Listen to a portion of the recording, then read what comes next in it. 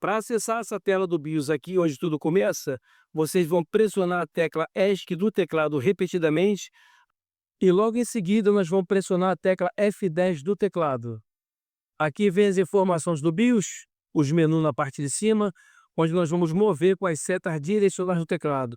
Arquivo, armazenamento, segurança e alimentação e avançado. Nós vamos primeiramente chegar aqui, pessoal, em segurança. Vamos mover para o lado direito até chegar em segurança. Em segurança, nós vamos vir com as setas direcionais para baixo e vamos chegar em configuração de inicialização segura. Vamos dar um Enter em cima e depois vamos clicar aqui em F10 para aceitar.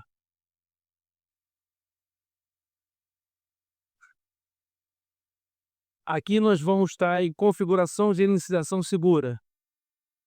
A de vocês, essas configurações tem que estar dessa maneira aqui. Suporte ligado tem que estar ativado. Essa inicialização segura tem que estar desativado. E essa inicialização rápida tem que estar desativado.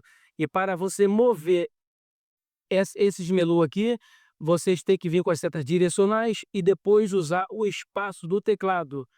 Quando você selecionar uma opção, vocês clicam no espaço. Clicando no espaço, o que faz era mover.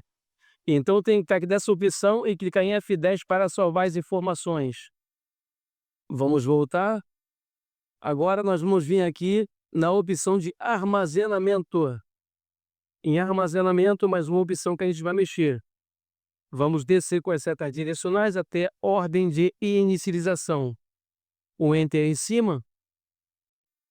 Aqui nessa ordem de inicialização, vocês podem notar que nós temos o F na parte de cima, onde podemos escolher o CD USB, o nosso gravador, mover até a opção de dispositivo de boot que você quer fazer a formatação, no modo UF. E aqui embaixo vem na fonte legada de inicialização, que é a fonte Legacy. Se você quiser mover ela para baixo, você basta pressionar as teclas direcionais para baixo ou para cima. Essa placa aqui eu não estava conseguindo formatar ela em UF. Eu tive que formatar ela pelo esse modo legada, que é o modo Legacy, tá? Vocês clicam aqui, se você não conseguir um F5 para desativar a função UF, se por acaso você não conseguir por ela, e vocês depois vêm aqui com as setas direcionais para baixo, vocês selecionam o seu dispositivo de boot.